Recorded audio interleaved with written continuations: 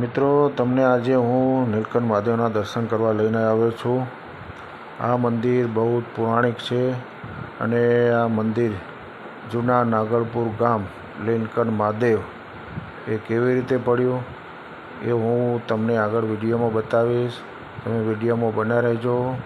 ચલો અંદર તમને મંદિરના દર્શન કરાવું શંકર ભગવાનના. મિત્રો, ફરીવાર સ્વાગત છે તમારું રામાધણી બ્લોગ વિડીયોમાં.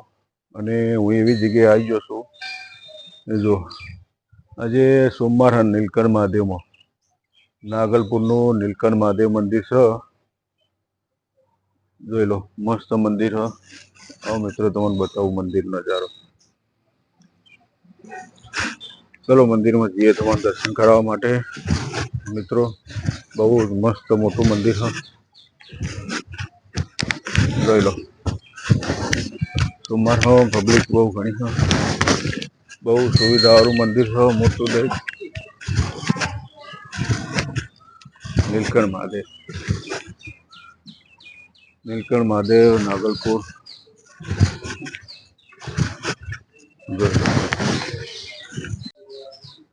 અહીંયા શ્રાવણ મહિનામાં તો જબરજસ્ત માનવ મેળામાં ઉમટો.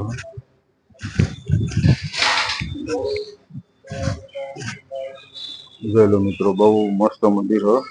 જૂની ઉથામણી હતી એટલું. નીલકંઠ મહાદેવનું મંદિર જાય, નીલકંઠ મહાદેવ જાય, ભગવાન જાય, નીલકંઠ મહાદેવ. મસ્ત શણગારેલું મંદિર છે. ઓ નીલકંઠ મહાદેવ જય, ઓમ નમઃ શિવાય, ઓમ નમઃ શિવાય. જોયેલા ગણપતિ ભગવાન છે. અહીંયા હનુમાનજી મહારાજ બિરાજમાન છે.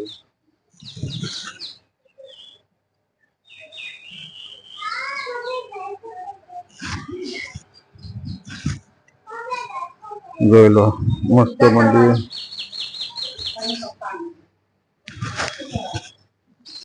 બહુ વિશાળ મંદિર બનાવવામાં આવ્યું. બહુ મસ્ત મંદિર છે. જોઈ લો, શંકર ભગવાનનું નીલકંઠ મહાદેવનું મંદિર છે. ઓમ નમઃ શિવાય, ઓમ નમઃ શિવાય. જો નીલકંઠ મહાદેવ. જો મિત્રો, અહીંયા ને પાછળ બધા જળ ચડાવે.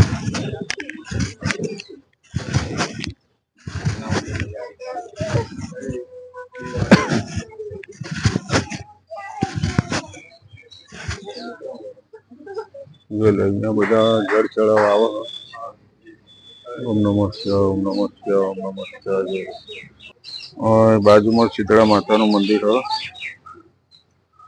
શીતળા માતાની પણ અહીંયા પૂજા કરવામાં આવે. જોઈ લો, જય શીતળામાં મારી, જય શીતળામાં, જય શીતળામાં. જય રાખીએ, બધાનો બહુ કૃપા બનાવી રાખીએ.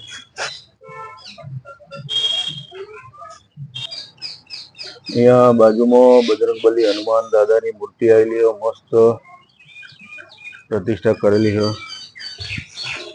જોઈ લો, બાજુમાં પણ હનુમાન દાદાનો બીજું મંદિર છે. આ બધું ભાઈ બધા દર્શન. જય બજરંગબલી હનુમાન દાદા, જય હનુમાન દાદા, જય હનુમાન. જો મિત્રો, મંદિરના પરિસરમાં જ માતાજીની મૂર્તિ આવેલી. ભાઈ દર્શન કરવા આવ્યા. બહુ વિશાળ મંદિર બનાવ્યું છે. તો મિત્રો, મંદિરના પરિસરમાં પણ શીતળા માતાનું મંદિર બનાવ્યું. બહુ ભવ્ય મંદિર છે.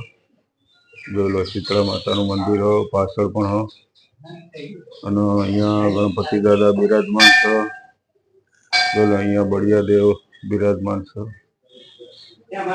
મિત્રો, મંદિરના પૂજારી હ અને બહુ સેવા કરી રહ્યા. તો આ હના નામ લખાય મહારાજ? બીલીપત્ર. બીલીપત્ર શ્રાવણ મહિનામાં ચડાવવા. બરોબર. શ્રાવણ મહિના બીલીપત્ર ચડાવવા માટે 300 રૂપિયામાં બીલીપત્ર ચડાવવા. બરોબર. તો મિત્રો, મેં નામ લખાઈ દીધું બીલીપત્રમાં. જેને પણ શ્રાવણ મહિનામાં બીલીપત્ર ચડાવવા હોય એ નીલકંઠ મહાદેવ નાગલપુર ત્યાં આવી અને નામ નોંધાઈ જવું. તમારો જેટલો ટાઈમ હોય એટલા ટાઈમ પર 10-15 મિનિટ માટે બીલીપત્ર ચડાવવા તમે આવી શકો છો. અને ના આવી શકો તો મહારાજ અમે બ્રાહ્મણ દ્વારા ચડાવી શકાય. અમે 3 બ્રાહ્મણો ચડાવીએ છીએ ડેલી. બીલીપત્ર ચડાવવા જો જાતે ના આવી શકો તો બ્રાહ્મણો દ્વારા બીલીપત્ર તમે ચડી જાય. ના મંદિર મતલબ કેટલા વર્ષ જૂનું? મંદિર 200-250 વર્ષ જૂનું હોય. પહેલા જૂનું ગામ નાગલપુર હતું. 150 વર્ષ પહેલા ગામ હતું અને પછી 150 વર્ષ પહેલા તણાઈ ગયું હતું અને પછી ત્યાં નવું નાગલપુર થયું. મંદિર એટલું જ રહ્યું હતું ખાલી. બરોબર, અહીંયા ગામ હતું પેલા. હા, પેલા ગામ હતું 150 વર્ષ પહેલા. તો મિત્રો જોઈ લો, આ મંદિર નીલકંઠ મહાદેવ સ્વયંભૂ. મંદિર છે, ત્યાં સ્વયંભૂ પ્રગટ થયેલા સ્વયંભૂ પ્રગટ થયેલા. અને 150 વર્ષ પહેલા અહીંયા નાગલપુર ગામ હતું, પછી ગામ બીજી જગ્યાએ વસ્યું હા. અને આ મંદિર રહ્યું અને મંદિર 150 વર્ષ ઉપર પૂરું હા. જૂનું. 150 વર્ષ બરોબર. જૂનું. તો મહારાજ કોઈનો મતલબ નાના હવન કરાવો હોય હા, તો થઈ તો શકે. થઈ 500 શકે. રૂપિયા ભાડું. 1 વાગ્યા સુધી હવન હોય તો 500 બરોબર. રૂપિયા ભાડું, 150 રૂપિયા સફાઈ ના.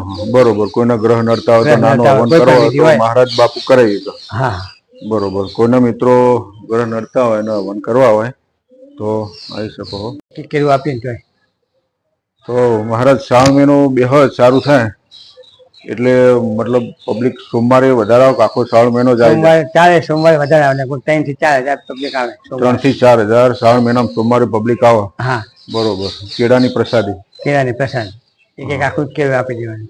બરોબર. આખું દરેકને. કેળું. હા, બરોબર. કોઈ પ્રસાદી આપવી તો આપીએ? આપી શકાય. હા, બરોબર. તો શ્રાવણ મહિનામાં દરરોજ જેને પ્રસાદી આપવી હોય એ પણ આપી એ શકાય. આપી શકો છો અને ભગવાનના હારા કોમમાં જ જવાનું હો.